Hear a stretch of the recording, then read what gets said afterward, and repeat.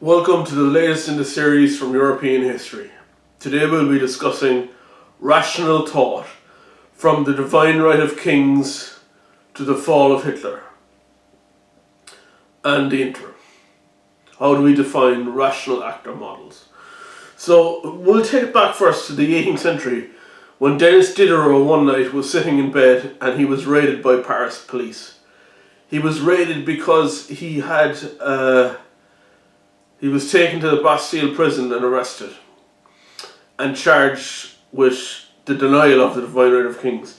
The divine right of kings had been the law in Europe since King John announced it in Parliament in the 15th century, that kings had by a divine right to live, to rule a country.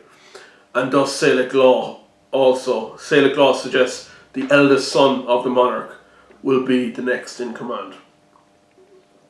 Not only of things of stately matters, also of government and military matters. Therefore, the denial of the divine right of kings was what the philosophy behind the French Revolution, not just revolutionaries like Robespierre, who was also a philosopher, but actual people like Diderot, who wrote an encyclopedia denying the existence of God, is more revolutionary. For instance, so however bizarre it is to you or I that the Queen of England is the head of the Church of England, that's fine as long as it's not in Ireland, you know what I mean? In other words, by the same token, the Archbishop Charles McQuaid governance of the Irish Constitution, that is also is also seen as irrational, because therefore Vatican law in Ireland would suggest that the divine right of kings comes from the Vatican, the divine right of the Vatican to govern Ireland. That's been challenged by various political parties in the last 20 years, just now. But we talk now in international relations about rational actor models. So rational actor models means, what would a rational actor model do? What would a rational actor do? Would I rob a bank if I knew I was being videotaped? If I wanted 20 years in jail or the money? What would I be more desperate for? Would Hitler invade Poland if he knew there were tanks of Russians on the far side of the fence? Would you persecute Jewish people if you knew the Americans were going to bomb you? Would you do all these irrational things that Hitler did? So next week, as we commemorate not only the death of Hitler, but also Victory in Europe Day for some people, or Defeat in Europe Day as it was for Germans, we must think of the decline of rational actor models. So, in other words, like, God creates order. The existence of a God creates order in the British Constitution, which is unwritten apart from decrees. But in the French Constitution, the existence of the French Constitution is rational thought, creates order, not the existence of a God, therefore a secular society. Therefore, those who follow the creed of a secular France, the Fifth Republic, are afraid that the rise of Islam in France will create an imbalance in religiosity sentiment, and therefore damage this political stability of France. Therefore, the opposition to the mosque in Strasbourg, for instance. This would be Macron's inner circle, or Les Republicans, or En Marche, or the Rassemblement National, formerly known as the Front National, Les Republicans, formerly known as Rassemblement pour la République.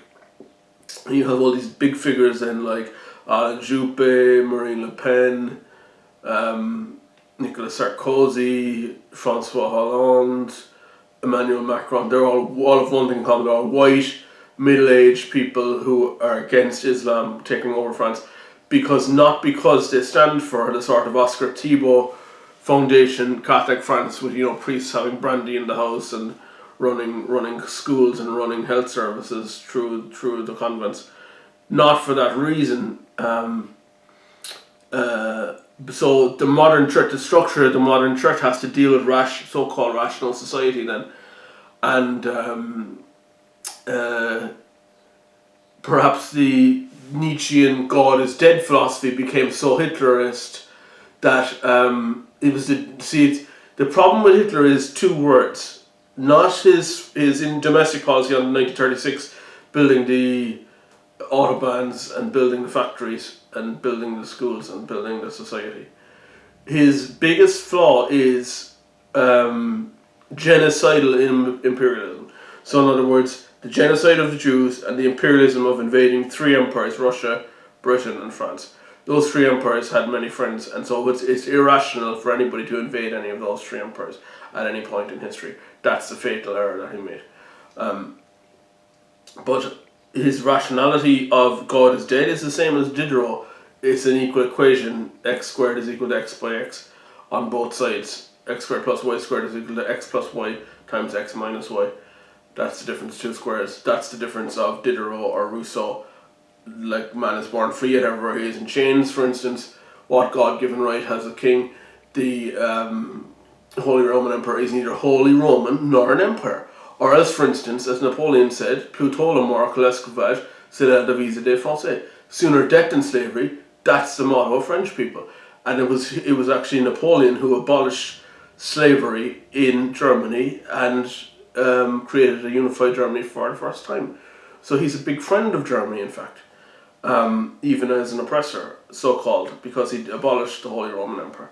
So a Nazi historian would suggest there was three Reichs. The First Reich was the Holy Roman Empire, the Second Reich was the Kaiser Reich, and the Third Reich was the Hitler Reich. But for instance, the Fourth Reich could well be the Merkel Reich. The difference is she's acting rationally, so it doesn't affect international relations or instability. She's creating, plane loads of aid to India for the coronavirus pandemic, inviting Syrian refugees by the boatload into the country and giving them rehabilitation and food and job opportunities. The list goes on and on and on. So she's making up for the irrationality of the Hitler regime. So in fact, irrationality which had to do with God, we'll say, about the time of the abolition of the Divine Right of Kings, has now got more to do with behaviour patterns in international relations. That's the significance of it today. So that's just think about rational actor models, and when you're thinking of international relations, it's a good starting point. Sort of first year, second year undergraduate lectures on international relations, think of rational actor models and think of the Divine Right of Kings, Napoleon, the most important man in history apart from Hitler, as influential, not as a poster boy for anything else, but certainly as influential on international relations. And then think of the Divine Right of Kings, the decline of the Divine Right of Kings, and how it affects how we interpret each other today and how that affects world peace going forward.